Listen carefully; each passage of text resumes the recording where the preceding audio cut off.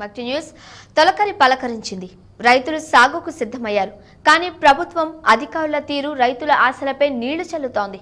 అన్నదాతలకు సబ్సిడీపై విత్తనాలు అందించాల్సిన ప్రభుత్వం చేతులెత్తేయడంతో దిక్కుతోచక ప్రైవేటు కంపెనీలను ఆశ్రయిస్తున్నారు రైతులు. రాష్ట్ర వ్యాప్తంగా రైతన్నలు విత్తన కొరతను ఎదుర్కొంటున్నారు. శ్రీకాకుళం నుంచి ఆదిలాబాద్ వరకు విత్తనాల కోసం రైతులు రోడ్డెక్కి ధర్నాలు చేయాల్సిన పరిస్థితి. తెలంగాణ జిల్లాలో గతేడాది పత్తేసి చిత్తైన రైతులు ఈ సీజన్లో సోయా సాగు కోసం ముందుకొచ్చారు. ఆదిలాబాద్ జిల్లా వ్యాప్తంగా 1,00,000 క్వింటాళ్ల సోయా విత్తనాలు అవసరం కాగా అన్ని చోట్ల నో స్టాక్ బోర్డులే దర్శనమిస్తున్నాయి. వ్యవసాయ అధికారులు 83,750 క్వింటాళ్ల సోయా విత్తనాల కోసం ప్రభుత్వానికి ప్రతిపాదనలు పంపారు. ఇప్పటి వరకు 10,000 క్వింటాళ్ల విత్తనాలు సరఫరా అయ్యాయి. ఈ విత్తనాల్ని మధ్యప్రదేశ్కి చెందిన ఓ కంపెనీ నుంచి ఏపీ సీడ్స్ సంస్థ కొనుగోలు చేస్తోంది. ఆ కంపెనీ సకాలంలో సరఫరా చేయకపోవడంతో జిల్లా వ్యాప్తంగా ఉన్న సహకార సంఘాల్లో విత్తన కొరత ఏర్పడింది. దీంతో రైతులు దిక్కుతోచని స్థితిలో పడ్డారు. 3 రోజుల నుంచి వస్తున్నా కానీ దొరకడం లేదు. లైన్లో నిలబడుతున్నాము.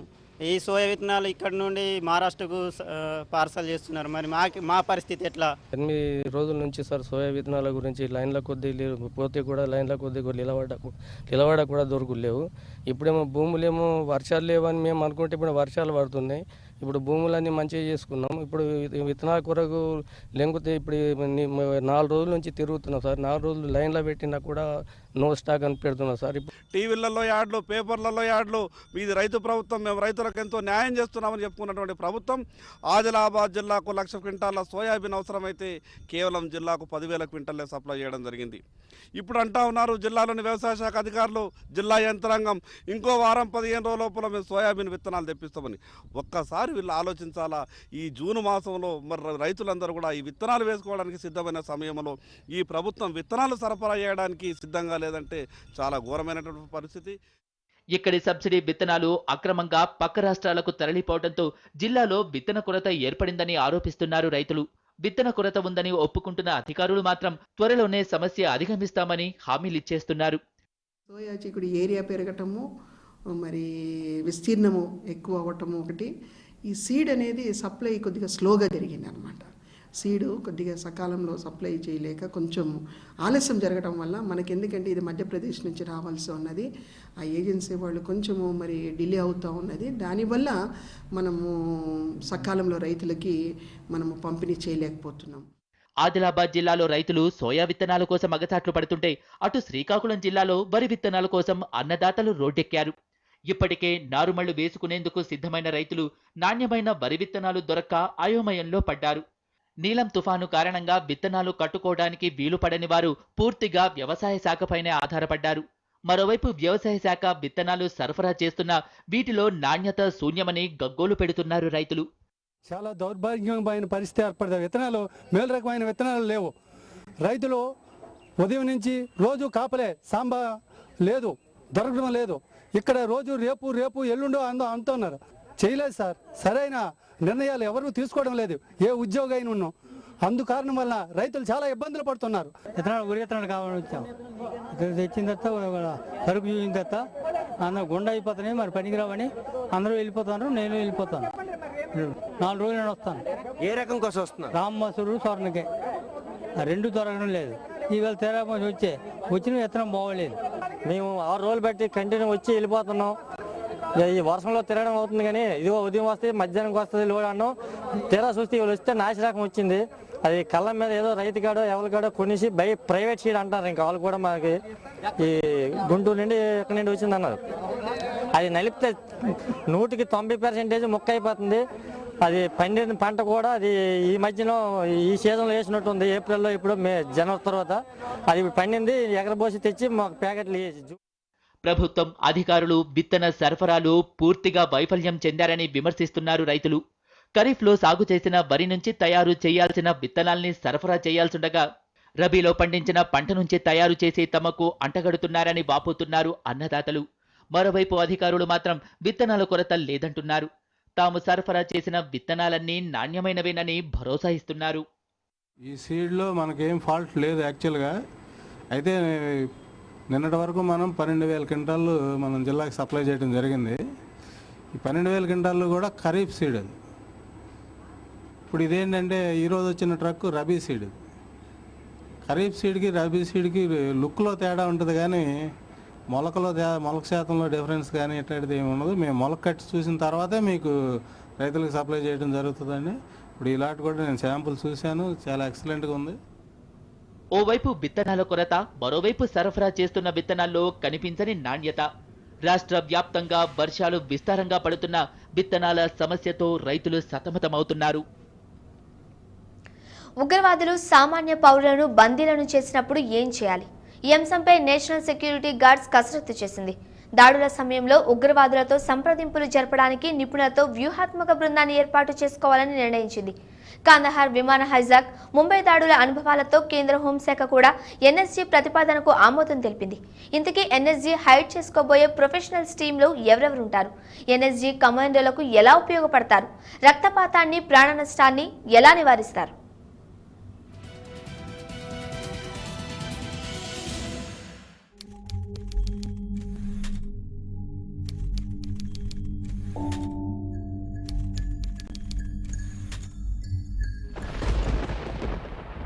దేశం కని విని ఎరుగని ఉగ్రవాద దాడిని ఎదుర్కొంది. సముద్ర మార్గం ద్వారా ఆర్థిక రాజధానిలో చొరబడ్డ 10 మంది పాకిస్తానీ ఉగ్రవాదులు గ్రూపులుగా విడిపోయి అరాచకం సృష్టించారు. 2.5 రోజుల పాటు ముంబై మహానగరాన్ని తమ గుప్పెట్లో పెట్టుకున్నారు. CST, Cama hospital, Leopold cafe, Taj Mahal hotel, Oberoi Trident hotel, Nariman house, ఇలా అనేక చోట్ల పాకిస్తానీ టెర్రరిస్టులు తెగబడ్డారు. విచక్షణారహితంగా కాల్పులు జరిపిన కసబ్ గ్యాంగ్ 166 మందిని పొట్టనబెట్టుకుంది. వారిలో అనేక మంది విదేశీయులు కూడా ఉన్నారు. తాజ్, ట్రైడెంట్, చాబాద్ హౌస్ల దగ్గర విదేశీయులతో సహా వందలాది మందిని ఉగ్రవాదులు బందీలను చేశారు. తాజ్ హోటల్లో 6 పేలుళ్లకు పాల్పడ్డారు. ఫర్నిచర్ కి నిప్పంటించారు. కాల్పుల మోత మోగించారు. నవంబర్ 27 ఉదయానికి తాజ్ లో ఉన్న బందీలందరినీ విడిపించామని పోలీసులు చెప్పారు. అయితే ఇంకా 3 ఉగ్రవాదులు లోపలే ఉన్నారని తర్వాత తెలుసుకున్నారు. అనేక మంది విదేశీ టూరిస్టులను బందీలను చేసి టెర్రరిస్టులు భద్రతా దళాలకు సవాల్ విసిరారు.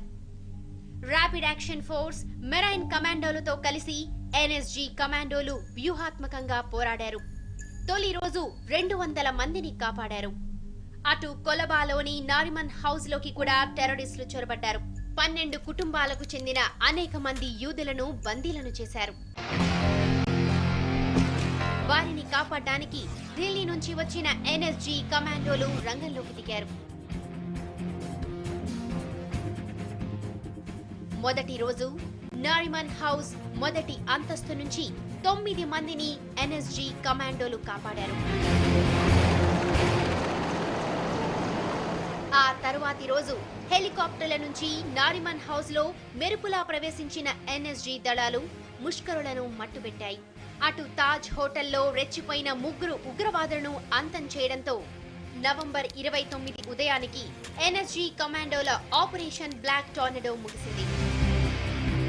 తాజ్ హోటల్ నుంచి 300 మందిని, ట్రైడెంట్ హోటల్ నుంచి 250 మందిని, నారిమన్ హౌస్ నుంచి 60 మందిని ఎన్ఎస్జీ దళాలు కాపాడాయి. నిజానికి తప్పనిసరి పరిస్థితుల్లోనే ఎన్ఎస్జీ కమాండోలు టెర్రరిస్టులపై ఇలా అటాక్ చేస్తారు. సాధ్యమైనంత వరకు సంప్రదింపులతోనే పౌరులు, పర్యాటకులను విడిపించడానికి ప్రయత్నం చేస్తారు. ఉగ్రవాదుల డిమాండ్లు ఏంటి? వాటిని ఎంత మేరకు అంగీకరించగలం? భవిష్యత్తులో ఏర్పడే పరిణామాలు ఎలా ఉంటాయి? ఇలా అనేక కోణాల్లో ఆలోచిస్తారు. బందీలను విడిచిపెట్టాలని అనేక పర్యాయాలు ఉగ్రవాదులకు విజ్ఞప్తి చేస్తారు. సంయమనంతోనే వ్యవహరిస్తారు. ఎందుకంటే ఇది వందలాది మంది ప్రాణాలకు సంబంధించిన విషయం. ఏ మాత్రం దూకుడుగా వ్యవహరించినా అమాయకులు బలైపోతారు. కేవలం బందీలు మాత్రమే కాదు, ఎన్ఎస్జీ కమాండోలు కూడా ప్రాణాలు కోల్పోయే ప్రమాదం ఉంది. ముంబై దాడుల నేపథ్యంలో తాజ్ హోటల్లో 60 మందిని, ట్రైడెంట్ హోటల్లో 32 మంది బందీలను ఉగ్రవాదులు చంపేశారు. వారిలో అనేక మంది ఫారిన్ టూరిస్టులు కూడా ఉన్నారు. అంతేకాదు, కమాండో సునీల్ యాదవ్ ని కాపాడడంలో మేజర్ ఉన్ని కృష్ణన్ ప్రాణాలు కోల్పోయారు. పౌరులను బందీలను చేసిన సంఘ విద్రోహులు కూడా సంప్రదింపులు కోరుకుంటారు. అసలు తమ డిమాండ్లు నెరవేర్చుకోవడానికే అమాయకులను బందీలను చేస్తారు. అంతెందుకు, ముంబై దాడుల నేపథ్యంలో నారిమన్ హౌస్ లో చొరబడ్డ ఉగ్రవాదులు వాషింగ్టన్లోని ఇజ్రాయిలీ ఎంబసీకి ఫోన్ చేశారు. ముంబై పోలీసులు పట్టుకున్న కసబ్ను విడిపిస్తేనే బిల్డింగ్లోని ఇజ్రాయిలీలను ప్రాణాలతో విడిచిపెడతామని కండిషన్ పెట్టారు. అయితే ఉగ్రవాదులతో సంప్రదింపులు మొదలుపెట్టే సమయానికి పరిస్థితి చేజారిపోయింది. ఈలోగా నారిమన్ హౌస్ లో అనేక మంది యూదుల ప్రాణాలు తీశారు బాబర్ ఇమ్రాన్ తదితర ఉగ్రవాదులు. అటు ట్రైడెంట్ హోటల్లో అనేక మందిని బందీలను చేసి పాకిస్తానీ ఉగ్రవాదులు ఓ టీవీ ఛానల్ కు ఫోన్ చేసి భారత జైళ్లలోని టెర్రరిస్టులందరినీ రిలీజ్ చేయాలని డిమాండ్ చేశారు. 1999 కాందహార్ విమాన హైజాక్ ఉదంతమప్పుడు అప్పటి ఐబీ చీఫ్ అజిత్ దోవల్ ఆఫ్ఘనిస్తాన్లో ఉగ్రవాదులతో సంప్రదింపులు జరిపారు. భారత జైళ్లలోని తమ 3 ఉగ్రవాద నాయకులను రిలీజ్ చేస్తేనే విమానంలోని 175 మంది ప్రయాణికులు ప్రాణాలతో దక్కుతారని కండిషన్ పెట్టారు హైజాకర్లు. నిజానికి ఒక్క టెర్రరిస్ట్ ను మాత్రమే విడిచిపెడతామని దోవల్ సంప్రదింపుల్లో హైజాకర్లకు చెప్పారు. అయితే భారత ప్రభుత్వం ప్రయాణికుల బంధువుల నుంచి వచ్చిన ఒత్తిడితో ఉగ్రవాదుల డిమాండ్లన్నిటికీ తలవంచాల్సి వచ్చిందని ఇటీవల బయటపెట్టారు పూర్వ ఐబీ చీఫ్. మొత్తానికి కాందహార్ విమాన హైజాక్, ముంబై దాడుల అనుభవాలతో కేంద్ర హోంశాఖ వ్యూహాత్మకంగా సంప్రదింపులు జరిపే నిపుణుల బృందాన్ని ఏర్పాటు చేయాలని భావిస్తోంది. నేషనల్ సెక్యూరిటీ గార్డ్స్ తీసుకువచ్చిన ఈ ప్రతిపాదనను అంగీకరించింది. ఉగ్రవాదులు పౌరులను బందీలను చేసే సందర్భాల్లో సమయస్ఫూర్తితో వ్యూహాత్మకంగా సంప్రదింపులు జరపగల వ్యక్తుల సహాయాన్ని తీసుకోవడానికి ఎన్ఎస్జీకి స్వేచ్ఛనివ్వబోతోంది. మానసిక నిపుణులు, బహుభాషా కోవిదులు, చక్కని వాక్చాతుర్యం, కమ్యూనికేషన్ స్కిల్స్ కలిగిన వారిని ఎన్ఎస్జీ నియమించుకుంటుంది. ఉగ్రవాదులతో సంప్రదింపులు జరపడంలో వాళ్లు కీలక పాత్ర పోషిస్తారు. కాశ్మీర్లో చొరబడ్డ ఉగ్రవాదులు స్థానికులను బంధించి భద్రతా దళాలపై విరుచుకుపడ్డ ఘటనలు అనేకం జరిగాయి. అలాంటి సందర్భాల్లో పోలీసు ఉన్నతాధికారులు, ఇంటెలిజెన్స్ అధికారులు టెర్రరిస్టులతో సంప్రదింపులు జరుపుతుంటారు. అయితే తగిన నైపుణ్యం లేకపోవడం వల్ల ప్రయోజనం ఉండటం లేదు. అందుకే యూకే, అమెరికాల్లో అనుసరిస్తున్న ఫార్ములానే అమలు చేయాలని కేంద్ర హోంశాఖ భావిస్తోంది. మానసిక నిపుణులు, యూనివర్సిటీ ప్రొఫెసర్లు, ఇతర ప్రొఫెషనల్స్ తో ఓ బృందాన్ని ఏర్పాటు చేసి సంక్షోభ సమయాల్లో వారి సేవలు ఉపయోగించుకోవాలన్న ఎన్ఎస్జీ ప్రతిపాదనకు గ్రీన్ సిగ్నల్ ఇచ్చింది. సంప్రదింపులు ఎలా మొదలు పెట్టాలి, ప్రాణ నష్టం ఎలా నివారించాలి, ఉగ్రవాదుల భాషలోనే వారిని ఎలా కట్టడి చేయాలి, వారి డిమాండ్లు ఎలా తెలుసుకోవాలి, వారిని ఎలా దారికి తీసుకురావాలి అన్న అంశాలు నిపుణులకు తెలిసినంతగా భద్రతా దళాలకు తెలియవని అభిప్రాయపడుతోంది. అపారమైన ధైర్య సాహసాలతో ఎన్ఎస్జీ కమాండోలు దేశానికే గర్వకారణంగా నిలుస్తున్నారు. అనేక ఆపదల నుంచి, విద్రోహ చర్యల నుంచి పౌరులను కాపాడుతున్నారు. వారి శక్తికి మానసిక నిపుణుల యుక్తి తోడైతే పెద్ద సంఖ్యలో ప్రాణహాని తప్పుతుంది. దాడి వరకు వెళ్లకుండానే సంప్రదింపులతో బందీలను విడిపించి ఉగ్రవాదులను దారికి తేవడానికి అవకాశం ఉంటుంది.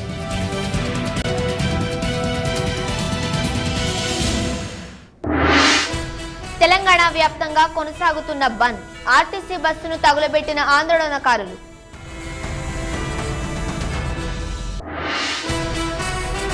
చిత్తూరు జిల్లాలో ఘోర రోడ్డు ప్రమాదం, 3 సజీవ దహనం, 20 మందికి గాయాలు. సిబిఐ జేడీగా బాధ్యతలు స్వీకరించిన అరుణాచలం, అక్రమాలను సహించనంటూ హెచ్చరిక. తిరుమలలో అక్రమంగా తలనీలాల తరలింపు, వ్యాపారుల గుట్టురట్టు చేసిన అధికారులు.